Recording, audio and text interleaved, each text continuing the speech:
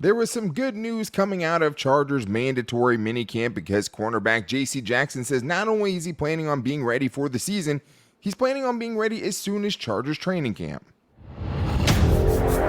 You are Locked On Chargers, your daily podcast on the Los Angeles Chargers, part of the Locked On Podcast Network, your team every day.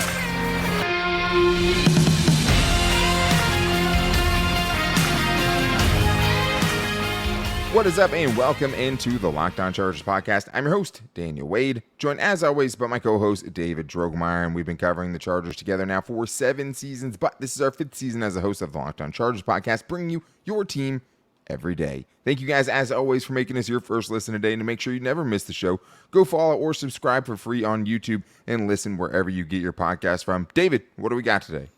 Well, it is Chargers mandatory mini camp going over the last couple of days here, and this is going to be the last time we're going to be able to see some actual Chargers content before they go away for their 5-week break. So the reporters caught up with J.C. Jackson, so we get to see hear some insight on how he's doing and how his recovery process has been.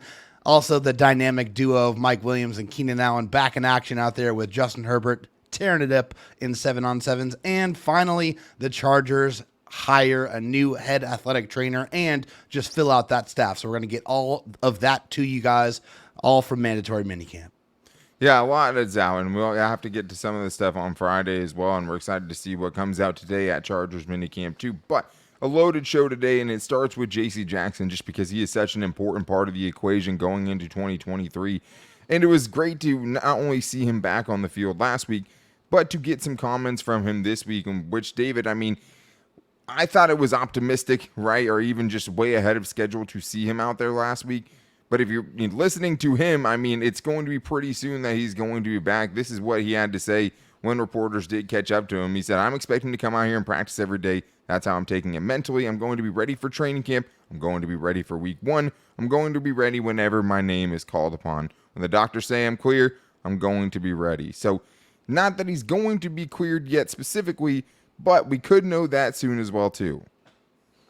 Yeah, absolutely. He's scheduled. He said part of his comments that he has an appointment on the 19th with the surgeon who performed his surgery, Dr. Neil Al-Atrach. I'm sorry if I messed that name up. That's a very difficult one, but he's one of the more well-renowned surgeons across all of sports. He does a lot of these type of surgeries. Also does the elbow reconstructive surgeries for pitchers as well. He's very, very common in that space. So that could be huge. That's basically about 8 months after his initial injury. So him getting cleared to be able to get back to 100% full activity before training camp, is something he is very, very excited about and very, very motivated about as well. Because part of his comments, and this is from Lindsey Theory's article here, he said, after signing the big contract and how he felt getting injured after that, he said, I haven't done anything. I got hurt and I got paid. So this offseason, there has been no offseason for me. I've been grinding. I've been meeting with the coaches each and every day, learning, breaking down the defense so it can slow down for me. I'm going to be ready this year. I got to still prove to my teammates and myself that I am still Mr. INT. So tons of motivation for him. You got to feel for him. Being out this entire year, signing that big contract, not being able to go out there and showcase what he's capable of doing. Hopefully he's able to come back healthy and be that J.C. Jackson the Chargers signed him up to be. Absolutely. That would change a lot for the Chargers defense. I think it's one of the major factors on, whether the Chargers defense can look significantly better than it did last season. Amongst other reasons, Bosa being back, just general attrition, or less than we saw in 2022, I think helps that, obviously. But shout out to the reporters because the Chargers did not put this out. This was not a press conference. My comments came from Daniel Popper of The Athletic, who you should definitely subscribe to as well because they have some great stuff. Should have already been done. Yeah, and a lot going on with The Athletic as well. Hopefully all the writers who were laid off recently can get back on their feet too. You hate to see that in the same field. But sucks. Daniel Popper does such a good job. So glad that he's still there because he brings invaluable information. J.C. Jackson, though, as far as what he brings to the Chargers and how important it is for him to get back on the field, I think it's good if he can get back as soon as possible, David, because another big part of this is just how he's going to fit in when he gets back. Not just getting back on the field, and that's something we talked about, but like when we saw him last year, he struggled, and getting him back for training camp, getting him up to speed as quickly as possible is definitely one of the side effects of this, right? One of the good things that comes from him being back earlier than expected. Yeah, 100%. I mean, the sooner that he can marry all of his offseason work, having to really stay on the mental side of the game, trying to work with those coaches, trying to nail down the defensive playbook and get all of that stuff, do everything that he could do in his control while he was unable to, be cleared to get out there on the football field. I think that all culminates to being able to come back in training camp and be able to have no restrictions and be able to start fast, to be able to use all of that knowledge and be able to apply it on the field so you can really start burning in that muscle memory for him. And I think it's important too because the Chargers and Brandon Staley still have very, very high expectations for what they expect from J.C. Jackson. He said he's doing the job that he's done his whole career in terms of covering the number one receivers. That's what we brought him here to do. Fundamentally, we're asking him to do things that he's done his whole career just with us. So I think that's a very important context to remember is like J.C. Jackson isn't supposed to be a guy you just signed off the street to get some snaps. He's supposed to come in and guard the number one wide receivers of the opponents that you are going to be playing, and he's going to be expected to lock them down. Yeah, which is a big ask, but that's a big contract. And I like that he talked about just, what it feels like to get that big contract because obviously Chargers fans are upset when they see this dude out here struggling, right? When they see this Chargers big contract that's not paying any dividends because he's missing the whole season. You know who else feels that? J.C. Jackson, right? But to see him and the effort and how much work he put into the offseason and the rehab to be able to come back and get to this point, I think he deserves a ton of credit for. And I think for him to be back on the field and gaining confidence in that knee again is going to be so important for him because I think that you just getting back, it takes players a while to not only get back, but to have that full confidence in wherever they injured, right? And be able to have that same explosiveness, be able to cut on a dime, be able to not have to think about your knee in his case. That's what it is mostly, right? Yeah. It's the mental aspect of it. After coming back from a major injury, you just like, man, can I cut the same? Can I jump? Can I do all of the explosive things? All the explosive movements that I need to be able to do to be able to play at the highest level, those are all the questions that he has to answer before he can go out there and really play fast and not have to think. And I think it's just huge for the Chargers defense because if you have someone that can go out there and cover the other team's number one receiver and then the other two guys are Asante Samuel Jr. and Michael Davis, it's a really, really loaded field that you're talking about there. And it's just so hard to think about that given the last time we saw J.C. Jackson, what he looked like, right? And how much he struggled. He got benched at the beginning of last year. So it's hard to imagine that. Brandon Staley still thinks he can be that guy. J.C. Jackson still thinks he can be that guy. But if he can, it's going to give the Chargers good problems to have. What do you do in the slot? Do you think Asante Samuel Jr. can play well enough against the run and things like that to be in the slot? Is it between him and Ja Taylor at that point, which would be crazy? It gives them a lot more options and definitely a lot more depth. And you can move Derwin around a lot more freely too, Daniel. I think you can feel really good about, being able to really allow him to seek and destroy and really, put him wherever you think he's going to be the most impactful. I guess so, but I think to me that would have a lot more to do with who's playing safety, right? And who you can put back at safety if you don't have Derwin there. So I think, yes, being able to use Derwin differently, if you have faith that those guys are all going to lock up their assignments, is definitely something that gives you a lot of freedom, right? But at the same time, that safety depth is going to have to play itself out too. And your faith in whoever the weakest link is in that position is going to tell you what the flexibility can be for Derwin James. I know they have him rushing off the edge and working with the edge rushers and doing all this stuff. That's great. But do you have confidence that Louis Gilman and JT Woods can hold that back there, right? If you do move him around. And that's something we'll get into more than likely on Friday because there were some comments about JT Woods from Brandon Staley as well. But J.C. Jackson, it's huge, man. If he can come back and be the missing piece. I think the problem, the thing about him specifically is we weren't really expecting very much. Didn't even know if he could come back this year, right? Let alone return to all-pro level. So just having him back in the equation, having a chance to potentially get a difference maker back for your defense, a defense that was 22nd in points per game allowed last year and has been bad under Brandon Staley, I think it's absolutely huge. But the other huge thing that going into 2023 the Chargers have going for them is potentially the dynamic duo of Keenan Allen and Mike Williams back on the field together. And no surprise, they were lighting things up the first time they had Justin Herbert throwing them the football in a team situation. So we're going to talk about those guys and what their health looks like and how important that is to the upcoming season. And also what Sebastian Joseph-Day had to say about this offense looking a lot different, kind of backing up what we heard from Daniel Popper last week, coming up after this. But I do need to tell you guys first to make a break to FanDuel right now, because new customers can get a no-sweat first bet up to $2,500. That's $2,500 back in bonus bets if your first bet doesn't win. I know we are all mourning, the playoffs in the NHL and the NBA being over, but the great news is baseball is still in full swing. Padres are starting to pick things up at the right time. I mean, we're Padres fans. Dodgers, no, whatever. You can bet on all of those teams with FanDuel. They have all the best bets. They have the greatest promotions that you're going to find and a lot of fun ways to keep interested. I mean, I'm also looking at the UFC fights as well, somewhere that I go for that too. But there's no better place to bet all of your action than America's #1 sportsbook. So visit FanDuel.com/lockedon and you can get a no-sweat first bet up to $2,500. It used to be $1,000. They raised it $1,500. FanDuel.com/lockedon. FanDuel, official sports betting partner of the NBA. David, one of the biggest things that came out the first day of mandatory minicamp from pretty much all of the reporters, whether it's Eric Smith from the Chargers team writer, right, or Daniel Popper, was that the stars of practice were Keenan Allen and Mike Williams. And that was great to see. And I mean, yes, it's 7-on-7. Yes, there's no shoulder pads, right? They're just wearing helmets. But I think it's more symbolic of a bigger point, David, which is just, hey, don't forget what these dudes can do out on the field when they're there together at the same time. And we got to see a little bit of that in minicamp, which gets you a little bit more excited about the upcoming season. It truly does, man. I mean, these are your big guys. Like, these are your big guns, and they're getting paid a lot of money. But let's not forget, like, they are dynamic in what they are capable of doing. Both of them are still extremely effective, and they do it in different ways. And I think that's what's so exciting, because they complement each other so well. Keenan Allen can get open against anybody. The quickness is beautiful. The route running, the intelligence, the on-field production, it's just all there for you. And then Mike, he's the human highlight reel, man. I mean, he can go up and make the spectacular one-handed catches, jump out the building. It's 50-50 balls for everybody except for Mike Williams. That's 80-20 balls for him. And it was on full display. I mean, Williams and Keenan Allen went back-to-back on 7-on-7 drills, and they were the stars of practice, man.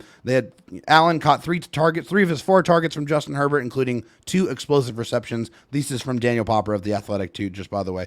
And then Williams caught all 3 of his targets, including an explosive reception, which that one was in one of the videos that the Chargers released from their social media account, where it was just an absolutely beautiful, deep back shoulder pass. Mike Williams, just, how just eloquent he is in midair. He's able to bring it, turn, twist, and keep running, which would have seemed like to be a touchdown. So just absolutely amazing to see both of those guys back on the field and both of them back healthy. I know there were some rumors out there about Mike Williams and his status, but seems like now we can easily all put that to rest and be happy that both those guys are out there and firing on all cylinders early. Yeah, I mean, the last time we saw Mike Williams, he was fracturing his back, right? I mean, that's not an insignificant injury. I mean, they were still thinking about playing him in the next game. So, I mean, I didn't think he would be out for an extended period during this offseason part of the program. But I do think that having him back is gigantic. I mean, both of them back for sure. I mean, if you look at what Herbert did in 2021, just from the numbers, right? Over 5,000 yards, 38 passing touchdowns. Like, they were a different offense. He was a much more productive quarterback when he had both of those guys. And then last year, you only have those guys together for 8 games, right? I think that's a big reason why you draft Quentin Johnson, to try to offset a little bit of that if you do miss one of those guys. But I do think that just having both of those guys on the field at the same time, it was a different offense last year. I mean, 2 of their 4 losses I think they had when they both played was to Kansas City, right? I mean, and then Denver, where Mike got hurt. Seattle was the other one too, which Keenan was a shell of himself in that game, so it's hard to really count that either. It was a noticeable difference, and this is from me and I'm just going to how important Mike Williams was last year and how important he will be this year. Justin Herbert's QBR without Mike Williams versus with Mike Williams on the field last year. So with him, he had a 79.2 QBR, without him 57.1 versus man coverage. Inside the pocket, it was 61.8 to 46.5. And on third down, 74.3 QBR with Mike Williams versus 24.6 without him. So obviously it was a different offense, and Mike Williams, got a lot of those big time plays. in big Yeah. moments. But Justin Herbert is just much better when he has these guys on the field. And now you throw Quentin Johnson into the mix, right, David? Because not only do you have the prospects this year of having that same offense, right, looking at the high level it was when you had both those guys healthy last year, but now you add another guy into the mix, which is kind of why we're so excited about the Chargers, adding another weapon into that trio. Yeah, because I mean, hey, you like I said earlier, you know what Keenan Allen is able to do, but you also know what those guys can't really do as well, and that is really get those yards after the catch in those kind of short yardage or just, long yardage situations. And, with the way defenses were playing the Chargers last year, playing those two deep safety shells, trying to limit those explosive, long passes down the football field, you had to find athletes that can get those underneath passes and turn those into explosive plays. That was sorely lacking, and that is the exact reason why they go out there and get Quentin Johnson, a guy who can really kind of do a little bit of everything, a guy that has that speed and that ability to really, and that toughness to be able to make things happen after the catch, the speed to be able to run away from people, and the catch radius and the explosiveness to turn into a jump ball type of receiver. So, I mean, I think you got to love the room that he is in, the ability for him to be able to learn from two guys that do things do things differently, but do things extremely effectively in the NFL. You can take those parts of their game and add it to his game. But yeah, you look at this room now, it is definitely way more dangerous with Quentin Johnson in the mix. Well, yeah, and they're all 6'2" or taller, right? Yeah. That's definitely. Yeah, the the Chargers archetype, have a right? type. The Yeah, Chargers for have a sure. type. Yep. I mean, I think the Chargers have guys that are all big guys that do things extremely well for big guys, right? Like Mike Williams' body control for his size is insane, right? Yeah, The it's ability ridiculous. to do what he does and be able to keep his feet in balance, be able to continue those catches is nuts. The way Keenan Allen runs routes for a dude who's 6'3" is insane, and that should never be forgotten. That He's he runs so it quick, like it's he's just 5'11". ridiculous. Yeah. And then with Quentin Johnson, I mean, to see somebody with the kind of explosiveness he has and the quickness at his size is definitely an outlier that isn't seen very much. But the other exciting thing is that's what they were doing in Joe Lombardi's offense. Maybe, there's some parts of that cater well to Keenan Allen and Mike Williams' game. But 3 out of the 7 targets we talked about, David, right there, were explosive plays. So I think that is an indication of what we're going to see under Kellen Moore. Quentin Johnson was not out, as another note from mandatory minicamp. So he has dealing with something that is minor, according to Brandon Staley. Any guy who wasn't in the team drills just had something minor and will be back during training camp. But I am excited for this Kellen Moore offense, and it seems like Sebastian Joseph-Day maybe unintentionally threw some shade at Joe Lombardi because he's seeing some big differences out there at Chargers practice already. Literally night and day differences. He said, yeah, it's night and day right now. I think tempo, speed, just the complexity of it. It's really cool to see. I'm excited. I'm really excited for the guys that we have on that side. Adding a few guys in the draft, we're going to be really, really hard to defend for sure. I am really excited. That is awesome. I mean, especially because, backs up what we've heard, Yeah, it solidifies everything that we've heard from, hey, this is not the Joe Lombardi offense anymore. They are going to be attacking down the football field. They're going to get creative with it. And that's just everything that you want to hear. I mean, when you have a quarterback that can really make any throw on the football field, you want those gifts to be utilized to the max.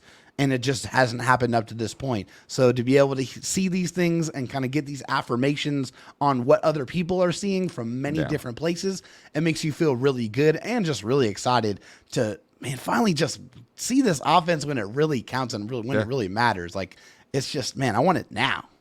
Yeah, of course. I mean, it's so exciting. Like, I'm excited to watch Easton Stick run it through, the preseason because I doubt we see Justin Herbert if we're going based on what happened in the past. Yeah, but, probably not. Man, it's super exciting. It's super exciting to hear that from him. He said it's refreshing. It's some stuff we've seen our opponents do to us and what they've done to us. It's really cool to see. I'm really excited for Justin Herbert and those guys to have Kellen Moore over there. So to me, reading between the lines, right, Sebastian Joseph-Day was only there for 1 year of Joe Lombardi, one off season with him. But it does feel like he's saying, hey, this is a little bit different.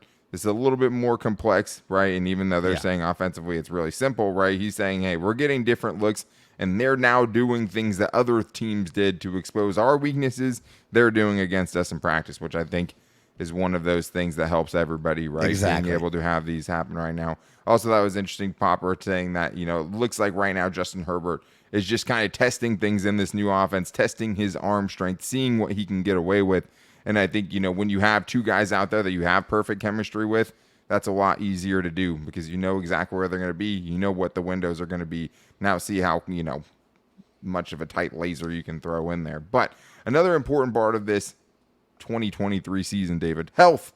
The Chargers not missing mass amounts of games from their star players. And finally, after months, we know who the Chargers' new head athletic trainer is. So we're going to get into that coming up right after this.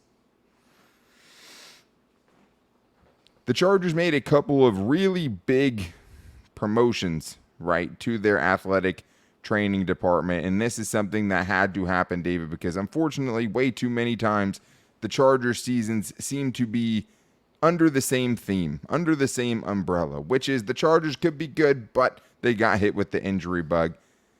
Maybe that will start to change with some changes the Chargers made inside the organization, but that's just today. The everydayers know we will be back with you guys later this week on Friday to get into whatever happens today at mandatory minicamp. Also, what Brandon Staley had to say about JT Woods, who is going to have to come into a big role, and how much this team is kind of rallying around the starting safety, Alohi Gilman, in training camp, and he's out there making some plays at OTAs and in minicamp, I should say. So yeah. I first, though, need to talk about this, David, because Daniel Popper, in his article, did give out a little nugget about the Chargers finally finding their head athletic director, or their head athletic trainer, but they actually made another move even bigger than that, because this is what he said. The Chargers have promoted Marco Zacconi to Director of Player Health and Performance. Zacconi previously served as the Associate Athletic Trainer for the team and was named the AFC's Assistant Athletic Trainer of the Year for 2022 by the Pro Football Athletic Trainers Society.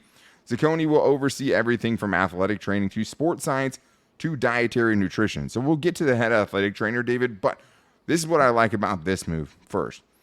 Someone to oversee everything. The Chargers got absolutely roasted when the anonymous NFLPA organizational reports came out. Their training staff got destroyed. They were given a C- by the team, all anonymous, right? When nobody could actually know who said what. They were given a C-, which was 30th in the NFL. So something had to change here. I like this because this means, first of all, they created this position. So they didn't have anyone overseeing the entire process before, right? Now you get someone who, is really a part of a lot of the organizations that most of the head athletic trainers and most of the big dogs are at, right? He's helping come up with the rules and different things that are happening as far as that goes, but someone that is actually there to make sure everything is in line and make sure everything is balanced. Yeah, and a guy who's been with the organization for a very, very long time. So he has familiarity with the players. Like, he has familiarity with the coaching staff. He has familiarity with the organization. But yeah, I think just adding another layer of checks and balances is never, ever a bad thing. Yeah. Never.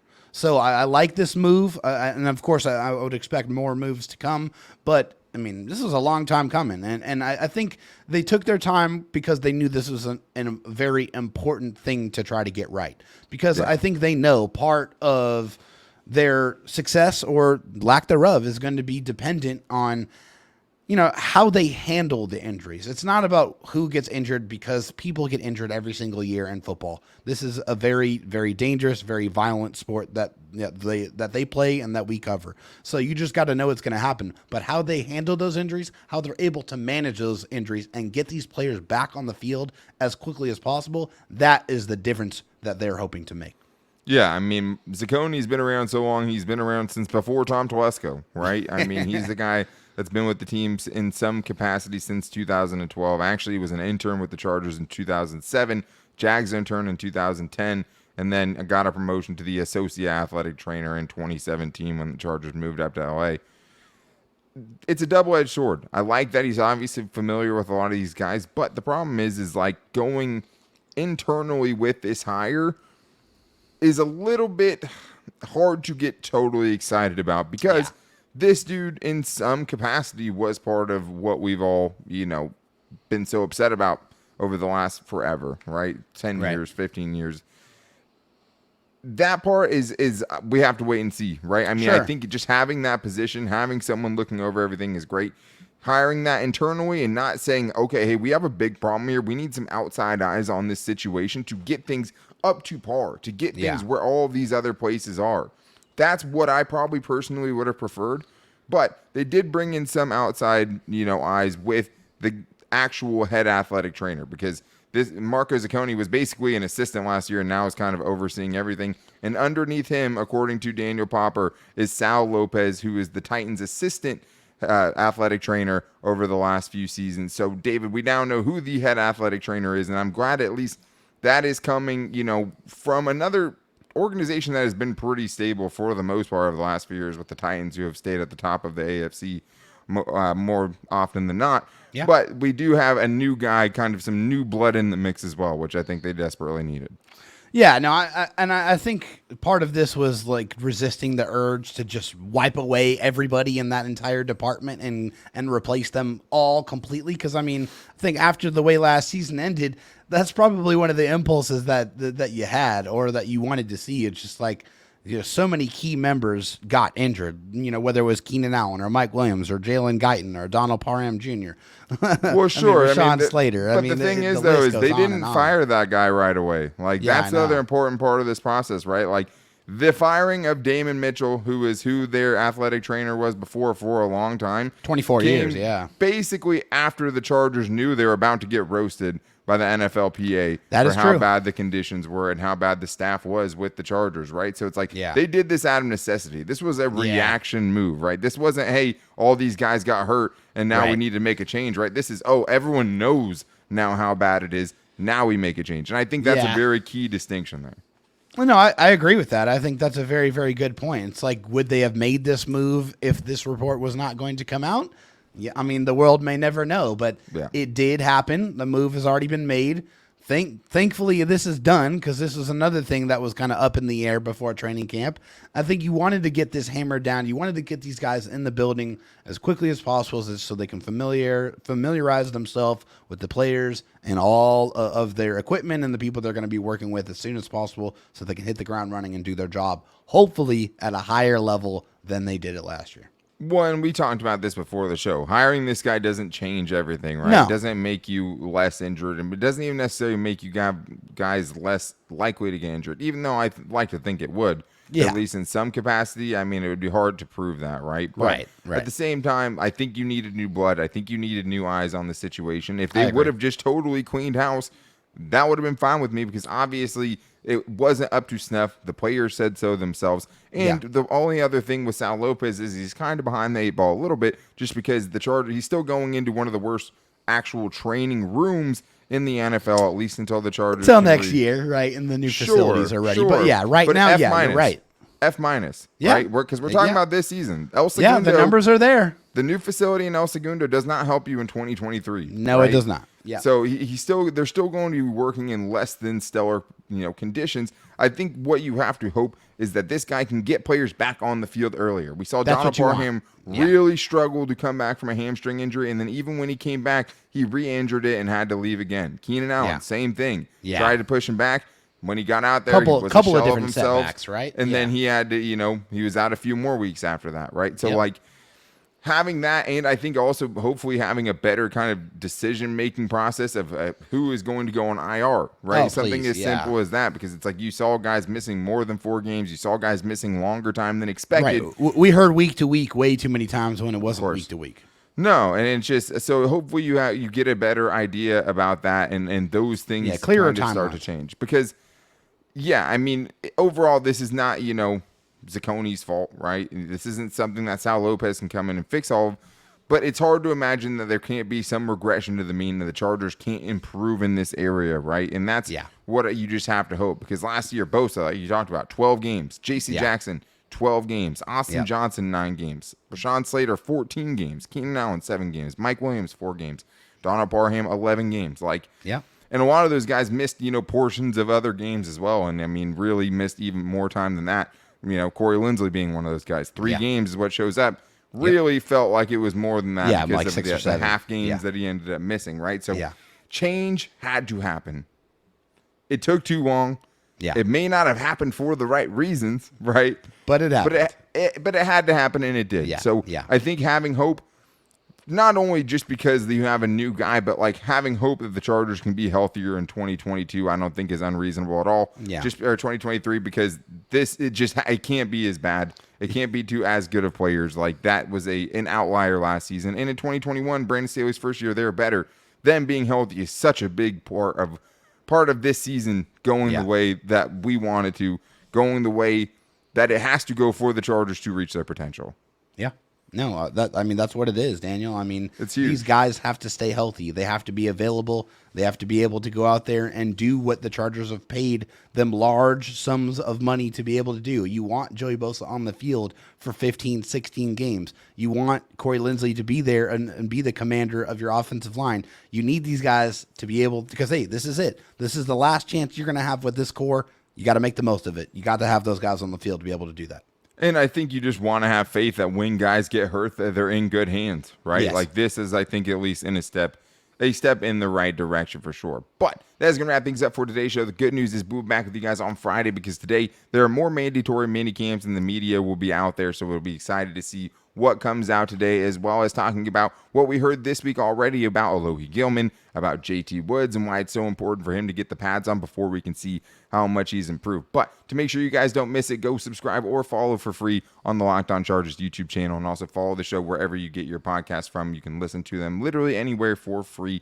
And make sure you guys are following us on all of our social media, because that's where we post the show every day, so you can't miss it if you're following us. You can find us on Twitter at LockedOnLAC. You can find me on Twitter at DanTalkSports, and David Drogemeyer on Twitter at DroTalkSD. You can also find the show's page at Locked On Chargers on Instagram and our Locked On Chargers Facebook page. We'll be back with you guys on Friday with more of a loaded week. The last time we get to see these guys on the field, we're super excited to get into the rest of mandatory minicamp with you guys. But until then, take it easy and go Bolts.